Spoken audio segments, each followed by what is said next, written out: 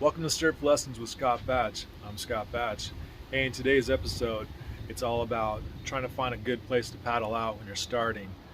The other day I was at Blackie's Beach in Newport Beach, California at sunset, and there was this thing that I almost never see.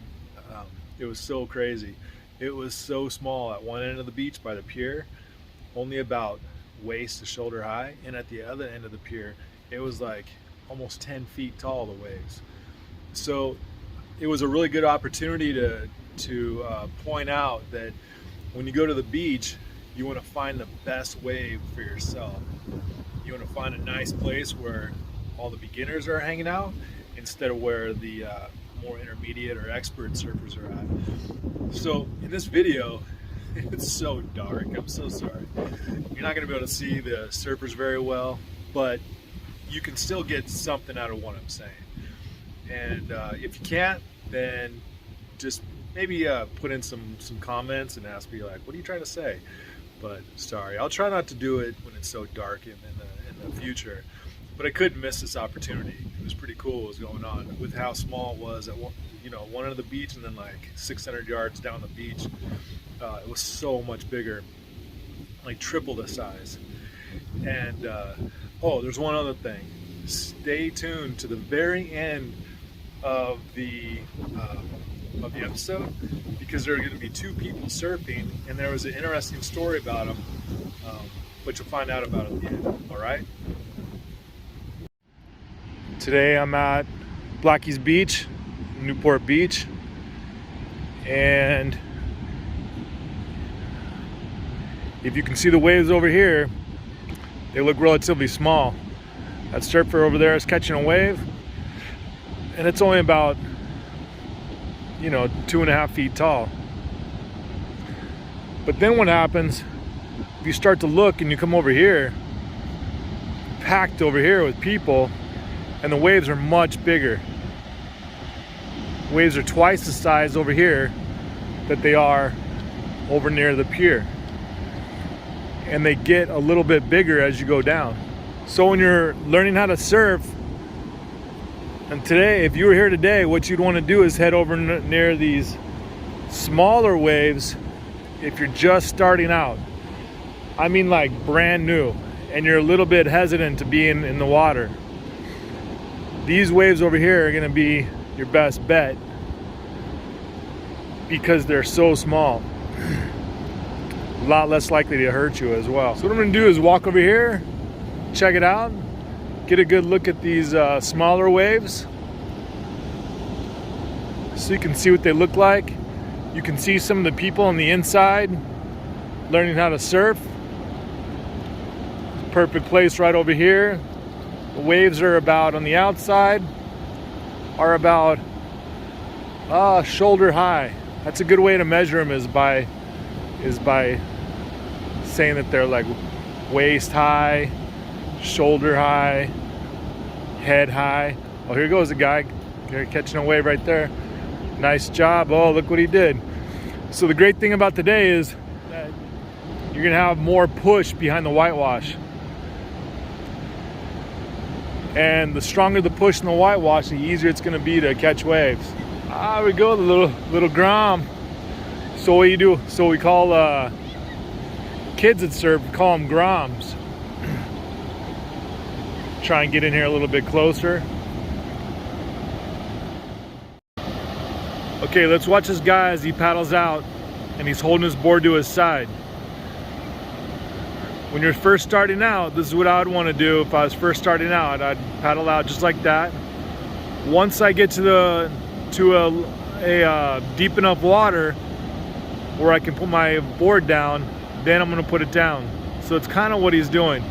The one thing that the person that surfer is doing is putting the board kind of in front of him. You want to be really careful about doing that. Okay, let's watch this again. Turns his board around, jumps on it, starts paddling. See, on that wave, the reason that didn't work out is because there wasn't much of a formed wave. He tried to catch the end of the wave or the shoulder of it, but there wasn't enough juice or enough power in it.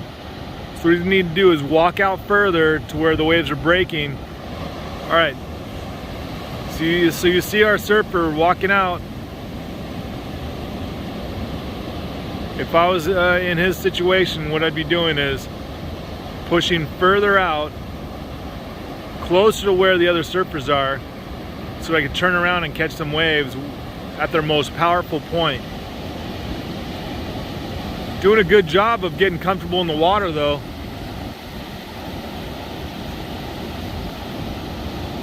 Okay, no, he's not gonna catch this one, so he's gonna go out. So, oh, here he goes, turns around out. Oh, he's gonna try to catch it. There he goes. Nice. Meanwhile, back down there, actually north, to the north, the waves are breaking much bigger.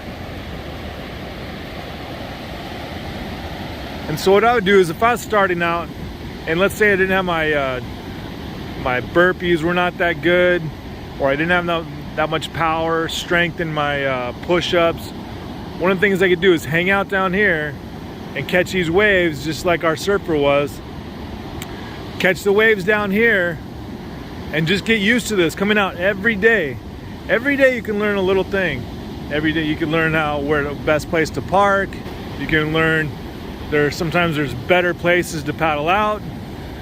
You can learn a little thing every day. And if you look at your progress, instead of saying, you know what, I want to surf these big waves today, what we could all do is be happy with a little bit of progress and looking at the long-term effects of adding just a little bit of surfing skills every day. All right, so right here you got two surfers that are kind of hanging out on the inside, and I don't think they're gonna push to go to the outside. And now what they do is gonna lift their boards over the wave. In this case, they kind of like tried to brute force through it. But they're slowly making their way out. Oh, they're gonna try to paddle out. But you can see that the guy surfer on the left is having a hard time even paddling. If you're having a hard time paddling, I'm not gonna recommend, I would not be paddling out to the outside, knowing what I know now, because there's gonna be a set coming and they're probably gonna get destroyed by it.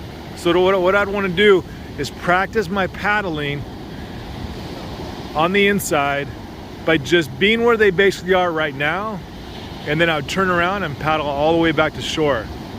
So right now there's a set coming, and they're gonna get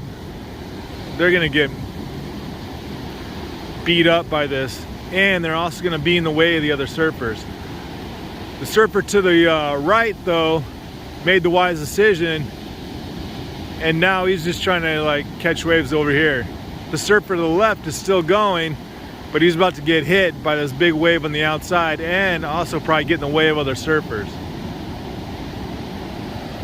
Can't really see it, but he just got annihilated by the wave. Can prevent that by, like I said, getting better and better. Oh, almost got in the way of that other surfer right there. But what I could be doing is getting more comfortable and better every day, so that I'm not putting a huge amount of pressure on myself to be able to surf out there with everybody else. So let's get back to our two surfers. What are they doing?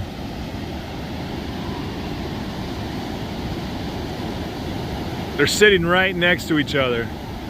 So one thing that I want to make sure that I don't do when I'm out there surfing is that I don't want to let go of my board, and I don't want to be next to another person, because their board might smack into me. Unfortunately, our two surfers out here are just getting annihilated. And that's probably because they're not very comfortable handling their boards, and knowing, like right there, their boards are out in the front of them instead of the side of them. And so they're not that comfortable with them. And when you go over and get towards bigger waves, you want to be really comfortable. Right now, what they could be doing is turn around right where they're at and paddle right back to shore. It's the best thing they could probably do, because what they cannot see on the outside is that there's another set coming. and they're about to get totally beat up by it. All right, those two people that were having a really tough time at the end, those were foreign exchange students. One was from, I think, Austria or Germany, the guy, and there was the other one, the smaller person was a girl from South Korea, and she got hit by that guy's board like 4 times, that poor girl. And she just like went down to her knees when she got into like really shallow water, went down to her knees and just put her head down. And when she walked in, I said, hey, you know what, I'm a surf instructor, can I help you out? And a lot of the things that I was telling you, the audience, in this video, I ended up telling her too. I said, hey, I recommend you just take your board out into shallow water, like waist deep water, turn around. I showed her how to turn around, and then turn around, lay down on your board gently, and then just start paddling towards shore. So easy. Don't go above your waist because there were still huge waves. So she went out to her waist, turned around, started paddling, and a whitewash caught her, and she came all the way to shore. And we're just like, it was pretty easy, huh? She was laughing so hard because before that she was just getting beat up. So we said, let's see it again. So her friend walked up, and then she was telling me about what was going on with her friend. She was about to leave back to South Korea in a week, and it was like her one opportunity to surf, but she was just so distraught. She was just like ready to give up. So I encouraged her to go back out and do it again. She did it again like 3 or 4 more times, and then I would just encourage her to paddle a little bit harder and keep coming all the way back to shore. And she did that about 8 times, and she was just so shocked how easy it was compared to the way she was getting beat up. And that's all about, it just goes back to trying to stay in shallow deep water. All right, so I'm going to be doing a lot more of these videos. If I ever see a unique situation going on at the beach again, I'll try to catch it. But sorry about that you couldn't see the people very well today, but just try listening to what was going on, and I hope you can get a lot of information out of it and some good useful tips. All right, I'll see you on the next episode. Bye.